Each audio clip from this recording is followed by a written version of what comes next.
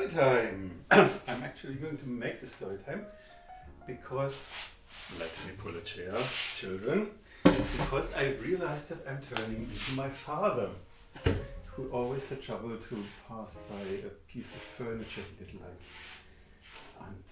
And my father is one of those people, when you hear his life stories, you learn actually a bit about the history of the country.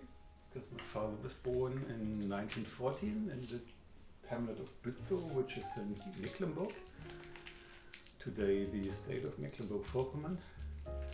He was born in 1940, which was during the war. His father, my grandfather, was a member of the postal service, which means a civil servant, which means he was also a party member, and he was a soldier. I don't know really, he did not talk about the war, and by the time I was old enough to ask questions, he was already dead. He was not, as far as I know, directly involved in the Holocaust or anything. He was stationed in Greece, where he presumably did horrible things to partisans, because Germans used to be bastards, no matter where. Anyway, at the end of the war, he was thrown to the Eastern Front like everybody and was a prisoner of war, which meant that my father and the family was alone. They were for some time evacuated to a farm, and it was a dairy farm. And since there were no spare parts for anything, the cooling had broken down, which meant that and there was no transport to carry off the milk, which meant that everything they produced had to be used immediately. And until late in his life, my father was dreaming of the time, because there was a starved kid, because times were hard, and then they burned his farm, and they had to make cheese and butter and everything immediately from the milk to keep it from spoiling. So basically all they were eating was butter and cheese, which makes it a bit hard to feel with him, because for most people the time was hard. So and when he told about this, it always sounded like he spent his whole childhood in a sea of butter and cheese. In reality, it was probably more a few weeks, but it made a lot of an impact. In the mid-50s, the family was forced to relocate because of my grandfather's Nazi membership, and because he had views that were not fashionable in a Soviet state. So forced emigration was probably better than the alternatives, and they settled in Lower Saxony, to the city of Nürnberg. Except for my father, who shortly before his 15th birthday went on an apprenticeship in a coal mine in the Ruhr Valley in Kamp-Lintfort. And I found a little book of regulations, and that said that if, as an apprentice in a coal mine, you were the main breadwinner of your family, then you would get an extra salary, which would then be sent directly to the family. And I assume that's why he took that particular job. He was very honest when he remembered. He said that he liked the extra food and the camaraderie and the mine down and everything, but that the work was really much too hard for him. So, and when he finally finished his apprenticeship, he did not continue to work in the mine. Instead, he joined the army. I don't think that was patriotism. I just think he wanted to escape the mines, basically. Then trained as a medic. He was in the army for 4 years, I think. And after that, he worked as a security in an army base. And on the side, he was, there was a venue where prominent, so to speak, people held speeches, and there was a professor from the south of Germany who was talking about psychiatry in post-war Germany or something like it. And my father was preparing the podium and everything, and they talked a little, and the professor said that there were well-paid jobs to be had in the south of Germany, in this hospital where he was working, where he was still the boss, basically. And so the next day, my father turned city through the family into the car and drove down to the south of Germany. because this professor had promised him that his army training as a medic would be enough to work as a nurse, which as it turned out it wasn't. My father had to do a few years of vocational training, but then settled down there and became a full-time nurse and also civil servant because this was a state-run hospital. And then, after an exciting youth as a coal miner and as a soldier, and because your parents are always way more cooler than yourself as a motorbiker and somebody who constructed and built and piloted the paraglider and stuff, he finally settled down and for the next 40 years or so worked as a nurse, so psychiatric nurse, until he became the head nurse in the forensic department. So where people who had committed crimes while mentally ill. Yeah, and that was a very big hospital. It was founded in the 1890s. It was called the Waisenhof. It was a mill, and the owner of the mill was a guy called Weiss, and so it became the Waisenhof, the property of the Müller Weiss.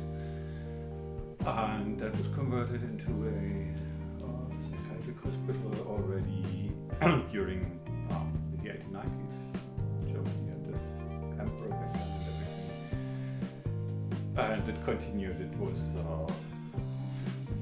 shortly, for some time during the Nazi years, it was a camp where mentally ill prisoners were, people were collected to be driven off to being killed. Took them quite a while to make this public, I have to say. I didn't know this until the 90s or so, and I grew up there. So as a child I did not very much think about this, but what I did notice was that from time to time they would throw out their furniture because they wanted to modernize. And my father also noticed. And he was very partial to our furniture. That was because his own grandfather was also some important person in the postal service, and he had a big mansion, and in the big mansion he had office spaces and a big library, and my father, who was kind of resentful that all this upper middle class glory and all chances of higher education had escaped him due to some foolish things his parents did, like being Nazis. My father wanted to recreate this at a smaller scale at home, and so when the people threw out the furniture, he started to collect the old furniture, pulled it from the bins, and restored it as good as he can. And this was the type of thing he would like, and so now this is the kind of thing I would like, with these, I think it's called a Tambourdoor in English. In Germany it's most often called a Rolladentür, but the technical term is actually Jalousientür. Rollladen is colloquial for jalousie, so it's the same thing. And there's a little maker's mark in here that you probably cannot really see. And this was made by a company called Wies. I looked them up on Wikipedia. They were founded in 1901, and they had a patent on this kind of furniture. It was called Jalousien-Schranken furniture. This was very, this is not rare or anything. This was produced in large numbers. It was very utilitarian because before open plan became all the rage, offices tended to be small, and so having a door that opened this way instead of folding out into the room and taking up space, that would have been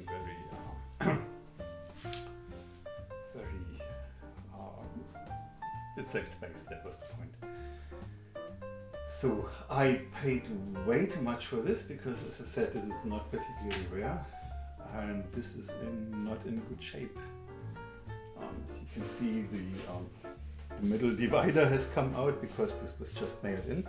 This is quite cheaply made. It looks very nice because this is veneered, but under the veneer it's actually not wood, it's a kind of particle board, and on the inside it's plywood. So it looks very nice, but on the inside it's quite cheap.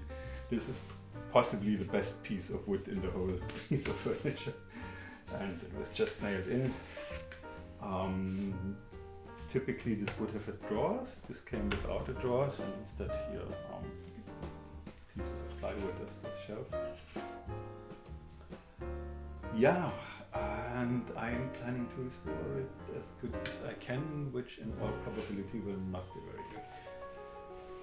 I have never restored furniture before. I mean, I have nothing what I do in front of John's camera is stuff that I've done before, so that's okay. But I made myself into an expert by watching the relevant bits of about 2.5 YouTube videos, so I know exactly how this works. And apparently you start by taking off what's left of the finish, which is not a lot.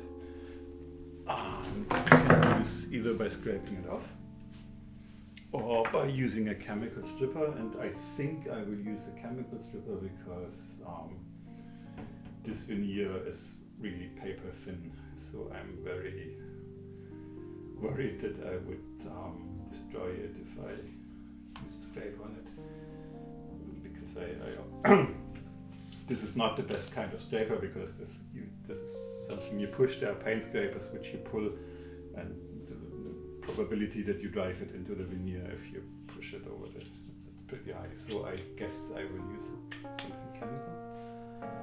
And then you can see this top is particularly in bad shape, and this is very discolored. And there's a compound, it's called oxalic acid, which apparently can reverse some chemical reactions in the wood and make this maybe look a bit better. Depends on what actually happened to it, but it's at least worth a try. And then you can sand it, but not too much, because like I said, this is veneer and very thin. And there are flaws that I probably cannot fix, because the edges are a lot of cuffs and blah. And usually you would use some sort of wood filler to reconstruct the edges, but then you would have to do color matching with the rest of the veneer, and I doubt that I'm capable of doing this, partly because I'm colorblind, but mostly because I'm just not very good at stuff like this. Yeah, and then you apply a finish again in the hope that by then it looks better. I will also obviously glue this back in. This came loose during transport. This was glued, and then at the bottom there were a few nails which I found out when I pierced my finger, because they are barely visible. And I guess I will try to replace the nails with dowels, which should hold a little better. And if this actually works and this looks somewhat presentable, then I will try to make drawers for it, because I would prefer this over these little shelves. The idea is to have a little more space for kitchen stuff, because I tend somehow to accumulate kitchen gadgets. But that will depend a little on if I can actually make this look nice. I'm not really confident, but I will try. Yeah, I will make this look nice, or this thing will die. Yeah, so stay tuned for updates, which might either be a really nice looking cabinet or some very wistful looking guy who's telling you that it all went south and I had to throw it away, which might very well happen. So, see you.